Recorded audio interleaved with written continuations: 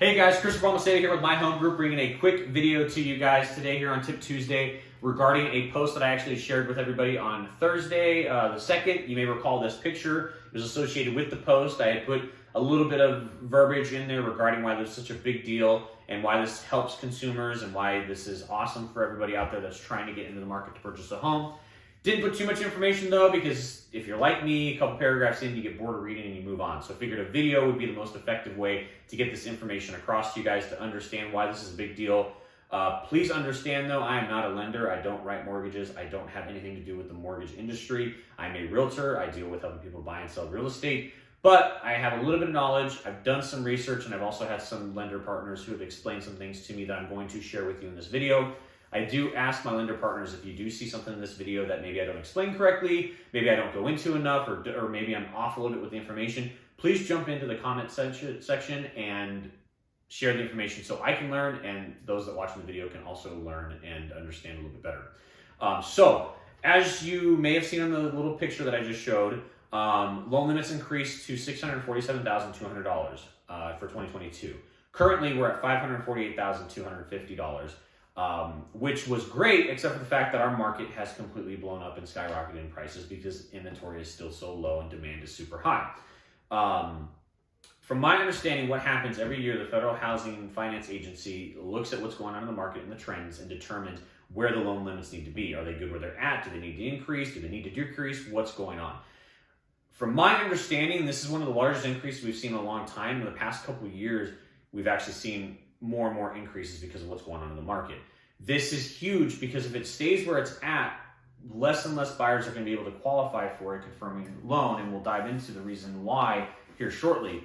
But what's happening right now in this current market is prices have gone up so much, and there's no projections from any economist that it's going to go down.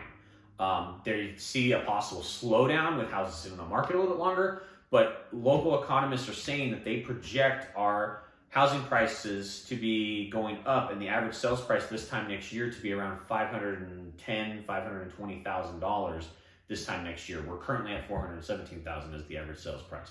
So understand that as prices continue to increase, the quality and value of the type of home that you're possibly looking for is going to be harder to find because of the sales price. At our current loan limits, let's just hypothetically say you got in the market and you're looking for everything, but you can't find anything, and you finally find something that's like in the $600,000 range. So let's say it's a $600,000 house. At our current loan limit of $548,250, you have to get your loan limit down to that to stay within the conforming loan limit guides, okay? And why that's so important is because that is what protects lenders and helps lenders with the risk, okay? These are loans that are insured and are backed so that if by chance you default, the lender isn't completely out all that money. They can sell the house for whatever they can sell for, and then they get the money to make up the difference.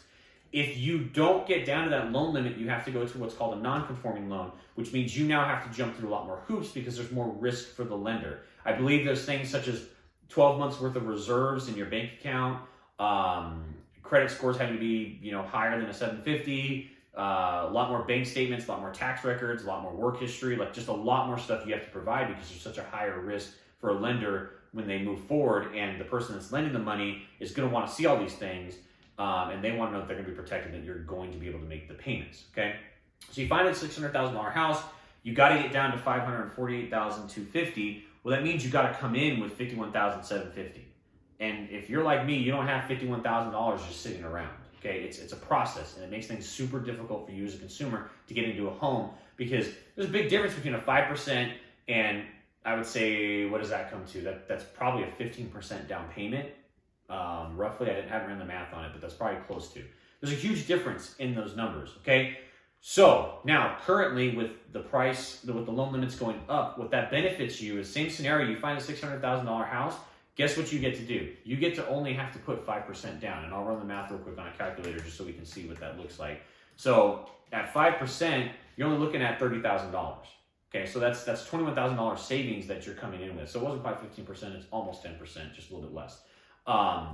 So at $600,000, you're saving yourself $21,000. That's a huge difference. Okay, so let's just hypothetically, let's just say that you've been saving this whole time to get to that $51,000, and let's say you have $30,000. Starting today, you can buy that $600,000 house because they're allowing these loans to be written because they're not going to close until January. So this allows you to now take that step to get into the home that you were trying to get into but couldn't because you didn't quite have enough funds to make that down payment.